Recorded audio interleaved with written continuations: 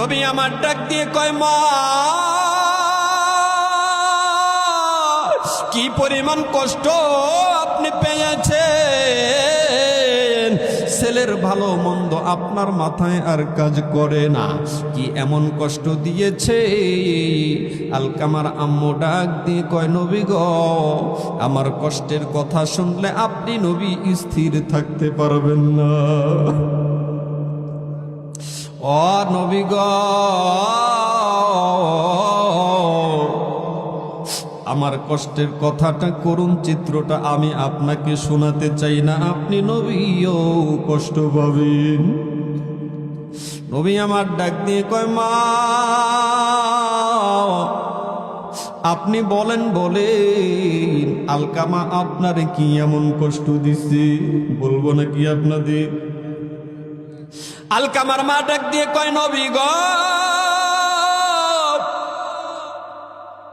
আলকামা যখন দুনিয়ার ভিতরে আগমন করে, আলকামার বয়স যখন অল্প,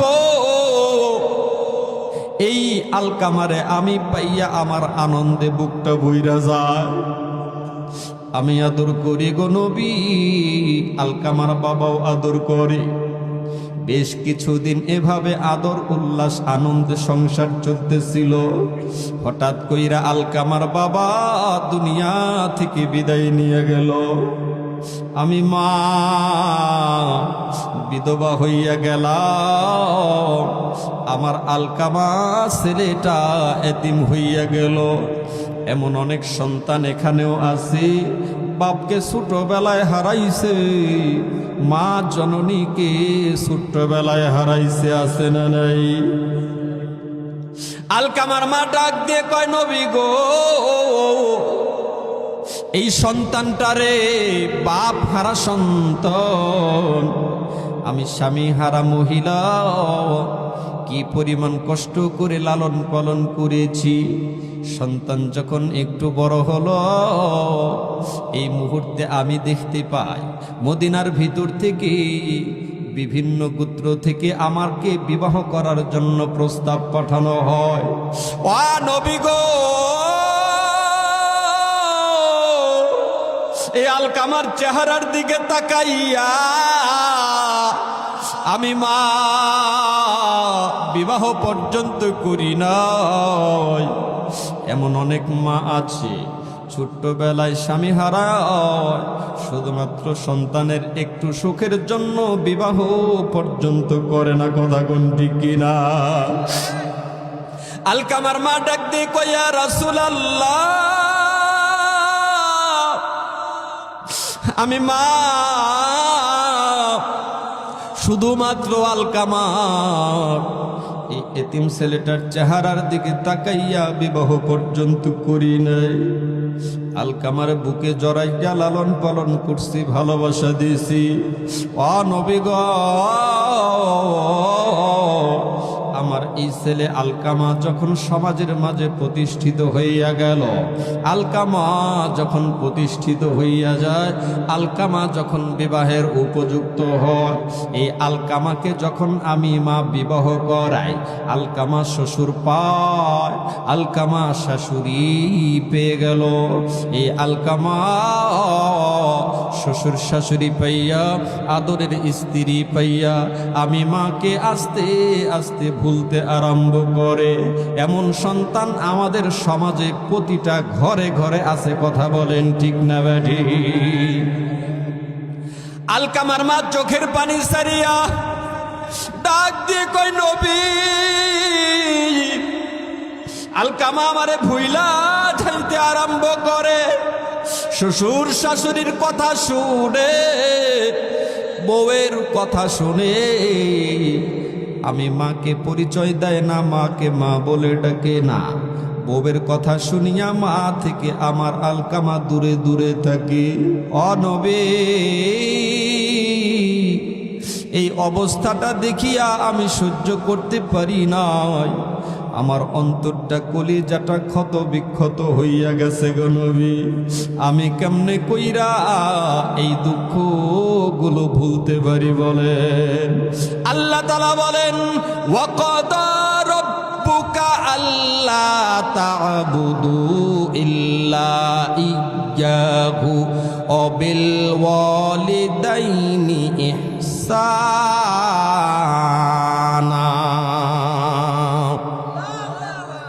মা কেন এত দামি জানে না সকলে, জানতো যদি দেখতো পড়ে কোরআন হাদিস খুলে। মা কেন এত দামি জানে না সকলে, জানতো যদি দেখতো পড়ে কোরআন হাদিস খুলে। একটি হজের সওয়াব মিলে,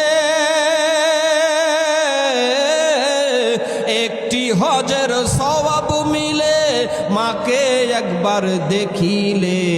মা কেন এত দামি জানে না সকলে, বলেন মা কেন? জানতো যদি দেখতো পড়ে কোরআন হাদিস খুলে। 10 মাস 10 দিন গর্ভে ধারণ করেছিল মা, সহ্য করে ছিলেন মায়ে কতই যন্ত্রণা, ঠিক কিনা? 10 মাস 10 দিন গর্ভে ধারণ করেছিল মা, সহ্য করে ছিল মায়ে কতই যন্ত্রণা। সেই মাকে কষ্ট দিলে, সেই মাকে কষ্ট দিলে ক্ষুধার আরো সুটলে। মা কেন এত দামি জানে না সকলে, জানতো যদি দেখতো পড়ে কোরআন হাদিস খুলে, ঠিক কিনা? যেই ছেলে কোরআন পড়বে, কোরআন বুঝবে, এই ছেলে কখনো তার আব্বা আম্মাকে কষ্ট দিতে পারে? আর একটু জোরে জোরে কোন পারে? খারাপ লাগতেছে মনে হয় আপনাদের? আমার ভাইরা, আমার বন্ধুরা, আলকামার আম্মু ডাক দিয়ে কইয়া রাসূলুল্লাহ, ইয়া হাবিবাল্লাহ, নবী গো, আমার ছেলে আলকামারে আমি কেমনে মাফ করি, কেমনে ভুইলা যাই? নবী আবার ডাক দিয়ে কয়, মা তবুও যত কষ্টই আপনার কলিজার ভিতরে থাকুক না কেন, তবুও আপনি আপনার ছেলে আলকামারে মাফ কইরা দেন। আলকামার মা ডাক দিয়ে কয়, নবীজি আমি পারবো না, আমার ছেলে আলকামারে আমি মাফ করবো না। নবী আমার ডাক দিয়ে কয়, আপনি যদি মাফ না করেন, দেখেন আপনার ছেলের অবস্থাটা আমরা কেমন করি। আলকামার মা ডাক দিয়ে কয়, নবী গো, আপনার যা মন চায় আপনি তাই করেন না কেন, আমার কিছু যায় আসে না। নবী আমার বেলালকে ডাক দিয়ে কয়, বেলাল এই মক্কা মদিনার ভিতর থেকে শুকনো খড়ি, শুকনো লাকড়ির ব্যবস্থা করো, আগুন জ্বালায়া দাও, আমরা আলকামাকে এই আগুনের ভিতরে পুড়িয়ে মারব। এই কথা যখন বলছে, মায়ের কলিজার ভিতরে হিট লাগছে। মা হাজারো কষ্ট পেয়ে থাকলেও কিন্তু সন্তানকে মাফ কইরা দেয়। কথা বলেন ঠিক কিনা? এলাকার ভিতরে অনেক সন্তান মাকে ভাত দেয় না, মাকে ভিন্ন কইরা আলাদা কইরা দেয়। এই মা এলাকার মাতাব্বর মেম্বার চেয়ারম্যান সাহেবের কাছে গিয়া নালিশ করে, অভিযোগ করে। এলাকার চেয়ারম্যান মেম্বার মাতাব্বরেরা সন্তানকে যখন বিচারের আওতায় আনি, এই সন্তানকে যখন শাস্তি দিতে চায়, এই সন্তানকে যখন শাস্তি দেওয়া আরম্ভ করে, মা যেই মা সন্তানের বিরুদ্ধে নালিশ করেছিল, যেই মা সন্তানের বিরুদ্ধে বিচার দিয়েছিল, এই মা কিন্তু মাতাব্বরের হাতে পায়ে ধইরা কয়, ও মাতাব্বর চাচা, আমার আদরের বেটারে এইবারের মতো মাফ কইরা দেন। বলে কি বলে না? এইরকম মা এখনো আছে না নাই? আমার বন্ধুরা রে, আলকামার মা ডাক দিয়ে কয়, নবী গো, আমার আলকামারে আমি 10 মাস 10 দিন গর্ভে রাখছি, আমার আলকামারে আপনি আমারই চোখের সামনে আগুনে পুরাইবেন? না না, এইটা আমি মা হইয়া সহ্য করতে পারবো না, এইটা আমি গর্ভধারিণী মা হইয়া মানতে পারবো না। আমার আলকামারে আমি আল্লাহর ওয়াস্তে মাফ কইরা দিলাম, আমি মা আলকামার উপরে সন্তুষ্ট হইয়া গেলাম। আমার আপনার নবীজি মুস্কি হাসি মেরে ডাক দিয়ে কয়, বেলাল আর দেরি করিও না, তুমি একটু খবরটা নিয়ে আসো, আলকামার আগের অবস্থা কেমন ছিল আর বর্তমানের অবস্থাটা কেমন। আলকামার আম্মা পূর্বে ছিল অসন্তুষ্ট, এখন তো আলকামার মা আলকামার প্রতি সন্তুষ্ট হইয়া গেল। হযরতে বেলাল দৌড়াইয়া দৌড়াইয়া যখন আলকামার বাড়িতে আলকামার ঘরের দরওয়াজায় ডান পাটা রাখে, ডান পা রাখতে দেরি হযরতে বেলাল শুনতে পায় আলকামার জবানে উচ্চ আওয়াজে উচ্চারিত হচ্ছে, লা ইলাহা ইল্লাল্লাহু মুহাম্মাদুর রাসূলুল্লাহ, লা ইলাহা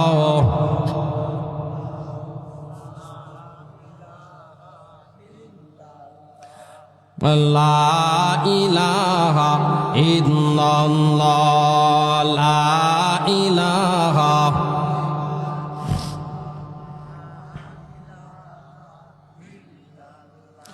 এই কালিমার বান্ধবেলা কাজে আসবে মরণ বেলা, এই কালিমার নূর থাকিলে কবর হবে উজালা, লা ইলাহা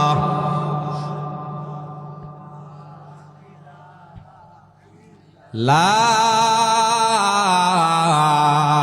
ইলাহা ইল্লাল্লাহু মুহাম্মাদুর রাসূলুল্লাহ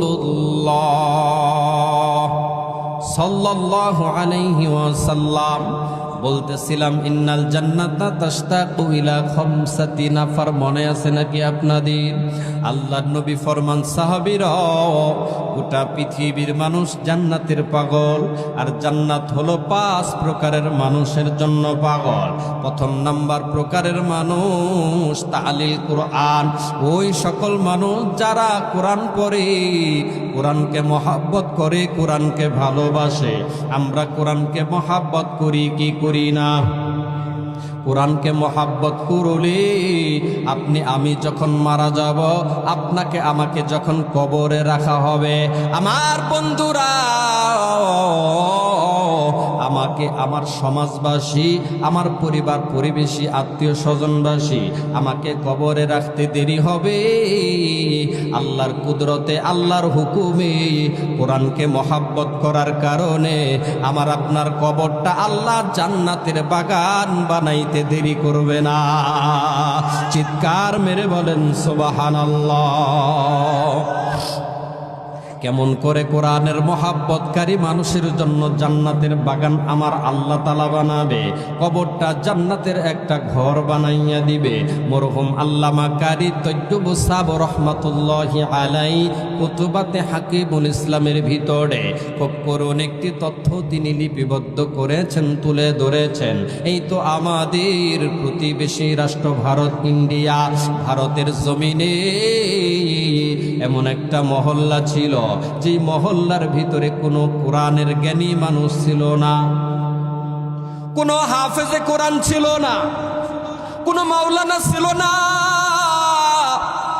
কোনো মুফতি মুহাদ্দিস ছিল না। বলেন বলেন, ওই এলাকায় যদি মানুষ মারা যায়, জানাজা কে পড়াবে? প্রশ্ন আছে না নাই? আর একটু জোরে জোরে কন্যা আছে না নাই? এ বাবাজি দেখো না, ওই মহল্লার ভিতরে এমন একটা মহল্লা, যে মহল্লায় কোনো আরবি জ্ঞানী মানুষ নাই, যেন কোরআন সুন্নাহ জানে এমন কোনো মানুষ ওই মহল্লার ভিতরে ছিল না। হঠাৎ করে ওই মহল্লায় একজন বৃদ্ধ লোক ইন্তেকাল করে। বৃদ্ধ লোক ইন্তেকাল করার পর সন্তানেরা পাগল পারা হইয়া গেল। সন্তানেরা এলাকার মাতাব্বর চাচার কাছে চলে যায়। মাতাব্বর চাচা গো, বলেন আমরা তো আমার বাবার জানাজা পড়াইতে পারি না, আপনি একটু আমার বাবার জানাজাটা পড়াইয়া দেন, নয়তো আপনি জানাজা পড়ানোর একটা ব্যবস্থা করে দেন। মাতাব্বর চাচা ডাক দিয়ে কয়, ভাতিজা, তোমরা তোমার বাবার জানাজা যেমন পড়াইতে পারো না, আমি নিজেও আমার বাবার জানাজা পড়াইতে পারি নাই। এমন কপাল পোড়া সন্তান আমরা এখানে আসি না নাই? এ বাজার সন্তান হইয়া বাবা মায়ের জানাজা পড়াইতে পারি না। বলেন আমাদের মতো কপাল পোড়া সন্তান আর পৃথিবীতে আছে না নাই? আমার ভাই বন্ধু, বাবার জানাজা পড়াইতে পারে না সন্তানেরা। ডাক দিয়ে কয়, মুরব্বী চাচা গো, আমার বাবাকে কে জানাজা পড়াইবে একটু বলিয়া দেন। মুরব্বী চাচা গো, একটা ব্যবস্থা আপনি কইরা দেন। মাতাব্বর চাচা ডাক দিয়ে কয়, সন্তানেরা, এই যে আমাদের পার্শ্ব দিয়ে শহরের দিকে একটা রাস্তা চলে গেছে, এই রাস্তার মাঝে দাঁড়ায়া যাও। এই রাস্তায় অনেক রকমের লোকজন যাতায়াত করে। যদি একজন কোরআনের হাফেজকে পেয়ে যাও, যদি একজন মাওলানা হুজুরকে পেয়ে যাও, তাহার কানে শুধুমাত্র তোমার বাবার মৃত্যুর খবরটা পৌঁছায়া দিবা। দেখবা সে নিজ দায়িত্বে তোমার বাবার জানাজাটা পড়াইয়া দিবে। এ বাজার, সত্যি সত্যি সন্তানেরা রাস্তার মাঝে দাঁড়াইয়া গেল। বেশ কিছুক্ষণ অপেক্ষা করতে করতে সত্যি সত্যি দেখে গো, একজন মাওলানা সাহেবের দেখা পেয়ে গেল। ও মাওলানা, আমার বাবা মারা গেছে, আমার বাবার জানাজাটা একটু আপনি পড়াইয়া দিবেন। মাওলানা ডাক দিয়ে কয়, চলো তোমার বাবার জানাজা আমি পড়াইয়া দিব। এইবার বৃদ্ধ লোকের জানাজাটা কমপ্লিট করিয়া বৃদ্ধ লোককে এইবার দাফন করা হবে। মাওলানা ডাক দিয়ে কয়, সন্তানেরা, তোমরা তো শুধুমাত্র জানাজা পড়াইতে পারো না, আমি নিজে জানাজা পড়াইয়া দিলাম। এখন তোমার বাবার লাশটাকে তোমরা কবরে রাখো। কেমন কপাল পোড়া সন্তান ডাক দিয়ে কয়, মাওলানা, জীবনে আমরা কোনোদিন কবরের ভিতরে নামি নাই, জীবনে আমরা কবরে লাশ দাফন করি নাই। আমার বাপ হইলে কি হবে? আমি পারবো না আমার বাবারে কবরের ভিতরে রাখতে। এমন সন্তান দেখবেন আমাদের দেশে অভাব নাই। গানের প্যান্ডেলে সবার আগে, যাত্রার অনুষ্ঠানে সবার আগে, বিবাহর মধ্যে কনসার্টে সবার আগে। কিন্তু আপনার প্রতিবেশী সমাজবাসীর মধ্য থেকে কোনো লোক মারা গেলে আপনার ছেলেরে সবার আগে পাওয়া যায় না। ওই কপাল পোড়া সন্তানেরা ডাক দিয়ে কয়, মাওলানা,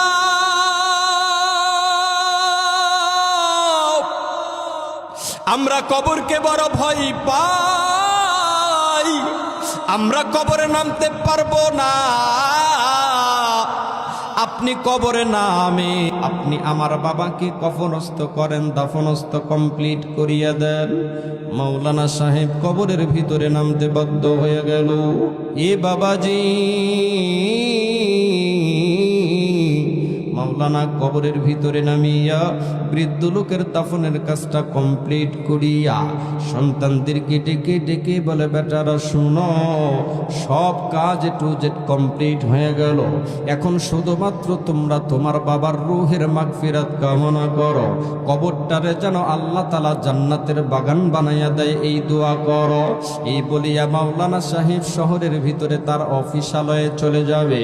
এই বলিয়া মাওলানা সাহেব ছুটলেন শহরের দিকে। শহরের যে একটা অফিসে জব করে, চাকরি করে, এই অফিসের গেইটে মাত্র যখন যায় দাঁড়াইছি, যখন গেইট দিয়ে প্রবেশ করবে, গেইট ম্যান দারোয়ান ডাক দিয়ে কয়, মাওলানা আপনি অফিসে ঢুকতে হলে আপনার আইডি কার্ড দেখাইতে হবে। প্রতিদিন যেমন আইডি কার্ড দেখান, আজকেও আপনি আইডি কার্ডটা দেখায় দেন। এ বাজান, মাওলানা আইডি কার্ডটা খুঁজে আর পায় না। উপরের পকেটে হাত দেয়, পাঞ্জাবির পকেটে হাতায়, কোথাও আর আইডি কার্ড খুঁজে পায় না। আইডি কার্ড কই যেন হারাইয়া গেছি। এ বাবাজি খুব গভীর মনোযোগ হইয়া যান। দেখেন দেখেন, কোরআনকে ভালোবাসলে কি লাভ হয়, কোরআনের মাদ্রাসাকে মহাব্বত করলে কি ফায়দা হয়। কবরটা কেমন করে আল্লাহ তাআলা কোরআনের উসিলায় জান্নাতের বাগান বানায়। খুব অল্প সময়ের ভিতরে চিত্রটা আমি আপনাদের মাঝে উপস্থাপন করব। মাওলানা এবার একটা দৌড় মেরে ওই সন্তানদের কাছে চলিয়া যায়। ও সন্তানেরা শুনিয়া নাও, তোমার বাবারে আমি কবরস্থ করার জন্য যখন আমি নিজে কবরের ভিতরে নেমেছিলাম, ওখানে হয়তো একটু উকি ঝুঁকি হয়েছি, আমার উপরের পকেট থেকে হয়তো আইডি কার্ডটা হারাইয়া গেছি। ও সন্তানেরা, তোমরা যদি অনুমতি দাও, আমি তোমার কবরের ভিতরটা একটু, তোমার বাবার কবরটা একটু দেখব। ওই কবরের ভিতরে আমার আইডি কার্ডটা আসেনি। সন্তানেরা ডাক দিয়ে কয়, মাওলানা আপনি এত উপকার আমাদেরকে করেছেন, অবশ্যই আমরা আপনার এতটুকুন উপকার করার চেষ্টা করব। এলাকার তরুণ তরুণ নওজোয়ান সন্তানেরা কবরের নিকটে চলে গেল, মাওলানা সাহেবকে সাথে নিয়ে চলে গেল। কবরের উপর থেকে মাটি সরানো হয়, যখন এক পর্যায়ে বাঁশের চাটিয়া বের হয়ে আসলো, এইবার কবরের ভিতর থেকে এক পার্শ্ব থেকে মাত্র 2 টুকরা বাঁশের খণ্ড সরানো হলো। বাঁশের খণ্ড সরাইতে দেরি, বৃদ্ধ লোকের কবর থেকে জান্নাতের খুশবু বের হইতে দেরি হলো না। মাওলানা সাহেব খেয়াল করে দেখে কবরটা জান্নাতের বাগান, জান্নাতি ঘ্রাণ দিয়ে আমার আল্লাহ কবরটারে ভরপুর বানাইয়া দিছি। মাওলানা সাহেব আরো কয়েক টুকরা বাঁশের খণ্ড সরায়া কবরের ভিতরের দিকে নজর কইরা দেখে কবরটা বিশাল বড় একটা প্যান্ডেলের মতো বড় প্রশস্ত হইয়া গেছে। খালি মাঠ না, খালি প্যান্ডেল না, খালি ঘর না রে বাজার। ওই কবরটা আল্লাহ তাআলা জান্নাতি ফুল আর জান্নাতের ফলের গাছ লাগায়া বাগান বানাইয়া দিছি। আর একটু জোরে জোরে কন্যা সুবহানাল্লাহ। অথচ কবর কিন্তু খুব ভয়ানক একটা জায়গা। কবরের ভিতরে আমি আপনি সবাই কিন্তু আসামি হয়ে যাব, কথা বলেন ঠিক কিনা? আমারে বানাইছ তুমি কবরের আসামি, আমারে বানাইছ আল্লাহ কবরের আসামি। সুবহানাল্লাহ সুবহানাল্লাহ সুবহানাল্লাহ সুবহানাল্লাহ সুবহানাল্লাযী আমারে বানাইছ তুমি কবরের আসামি, আমারে বানাইছ মাওলা কবরের আসামি।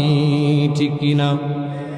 আমার মাথারি কাপন খুলিয়া দেখো, আমার সিনারি কাপড় খুলিয়া দেখো, কালেমা আসেনি। সুবহানাল্লাহ সুবহানাল্লাহ সুবহানাল্লাহ সুবহানাল্লাহ সুবহানাল্লাযী আমারে বানাইছ মাওলা কবরের আসামি, আমারে বানাইছ আল্লাহ কবরের আসামি। মাওলানা নজর করে দেখে বৃদ্ধ লোকের কবরটা আল্লাহ তাআলা জান্নাতের বাগান বানাইছে। আরো একটু নজর কইরা দেখি তার আইডি কার্ডটা এক পার্শ্বে পইরা আসে। মারহাবা বল। এইবার মাওলানা আইডি কার্ডটা হাতে লইয়া পকেটে রাখিয়া কবরটা আবার আগের মতো ঠিকঠাক করিয়া সন্তানদেরকে ডেকে ডেকে কয়, বেটারে তোমার বাবার কবরটা আল্লাহ তাআলা মুহূর্তের ভিতরে জান্নাতের টুকরা বানাইলো। বলতে হবে তোমার বাবা কি এমন আমল ইবাদত বন্দিগি করেছে, কি আমল মুরব্বি করছে, আমরা জানবো কি জানবো না? আমাদের জন্য জানা দরকার আছে না নাই? বৃদ্ধ লোকের সন্তানেরা ডাক দিয়ে কয়, মাওলানা আমার বাবা তেমন কোনো আমল ইবাদত বন্দিগি করতো না। আমার বাবা ছিল সাধারণ একজন কৃষক মানুষ। আমার বাবা দিন মজুরি মানুষের বাড়িতে বাড়িতে কাজ করত। এ বাবাজি, বৃদ্ধ লোকের সন্তানেরা বাবার আমলের কথা বলতে পারলো না। মাওলানা ডাক দিয়ে কয়, সন্তানেরা তোমরা তোমাদের বাবার আমলের কথা বলতে না পারলে কি হবে? তোমার মা ঠিকই বলতে পারবে, কথা বলেন ঠিক কিনা? মাওলানা বৃদ্ধ লোকের স্ত্রীর কাছে চলে গেল। ও মা, বলেন বলেন আপনার স্বামীর কবরটা কি করে জান্নাতের বাগান হলো? আপনার স্বামী কি এমন আমল ইবাদত বন্দিগি করেছে?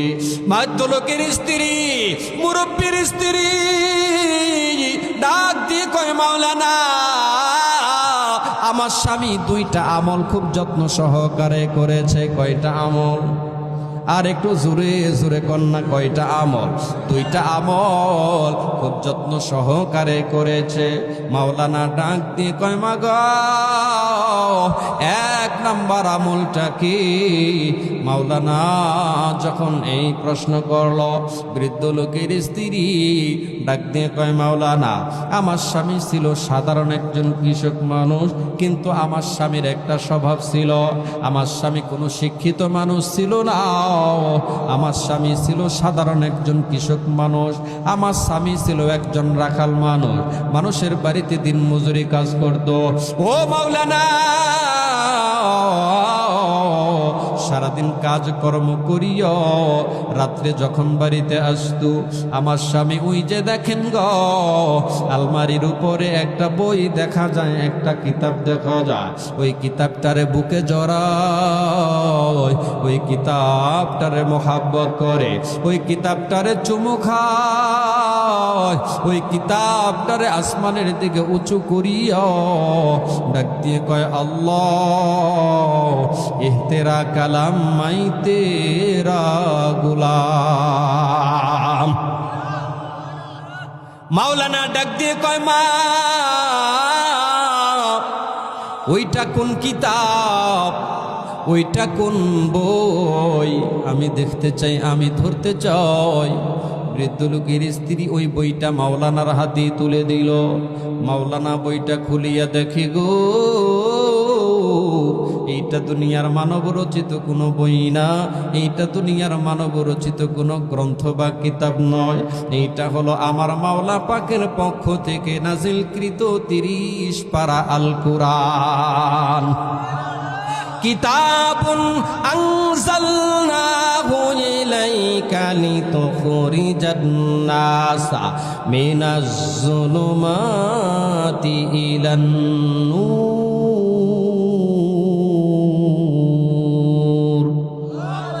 गर तुम्ही खाही मुसलमाजिस्तान निस्ते मुमकिन जुज़्ब कुरआजिस्तान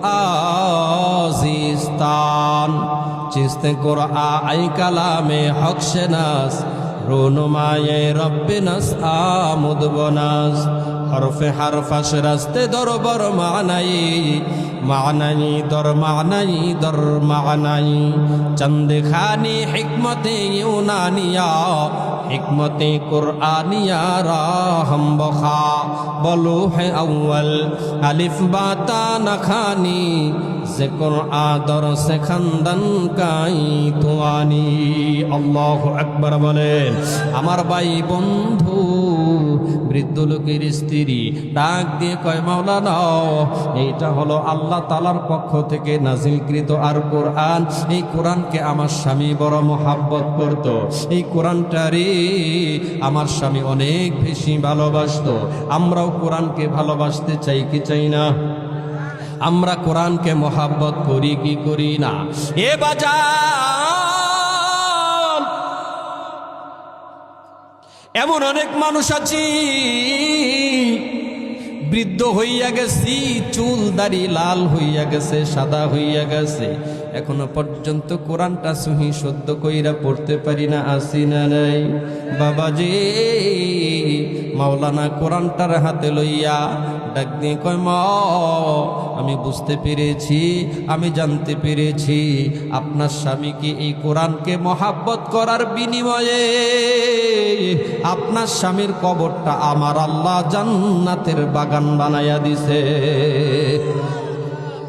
এই যে কোরআনের মাদ্রাসা, যেই মাদ্রাসায় দিনরাত 24 ঘন্টা কোরআনের তেলাওয়াত করা হয়, কোরআনের তেলাওয়াত চালু রাখা হয়, খায়রুকুম মান তাআল্লামাল কোরআন ওয়া আল্লামা, এই সকল হাদিসগুলো এখানে শেখানো হয়, নবীর জীবন আদর্শ শেখানো হয়, কোরআনের সহি তেলাওয়াত বাচ্চাদেরকে শিক্ষা দেওয়া হয়। এই প্রতিষ্ঠান আমাদের দরকার আছে না নাই? এইটা আপনাদের এলাকা, এইটা আপনাদের প্রতিষ্ঠান। হুজুর আমাকে বলেছে, হুজুর আমাদের মাদ্রাসার ভালো একটা টয়লেট গোসলখানা নাই, বাচ্চারা খুব কষ্ট করে ইস্তেঞ্জার কাজ সারে। ও মুরব্বী ভাববাইরা, আমাদের সবার পরিবারে সবার ইস্তেঞ্জা কমপ্লিট করার জন্য কত সুন্দর ভালো মনোরম পরিবেশ আছে, কিন্তু আমাদের মাদ্রাসায় নয়। আমাদের দিলটা কি একটু ঘামে না, একটু আঘাত লাগে না? আমরা কি চাই না আমাদের ছোট্ট ছোট্ট কোরআনের পাখিদের জন্য সুন্দর একটা মাদ্রাসায় ওয়াশরুমের ব্যবস্থা করে দিব? 10 মিলে করি কাজ, হারি জিতি নাহি লাজ, ঠিক কিনা কর?